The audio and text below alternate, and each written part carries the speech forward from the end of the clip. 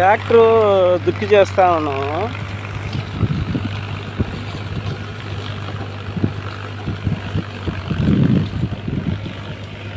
బాగా ఎక్కువ లోతు దించను నేను, పైనే వస్తాను.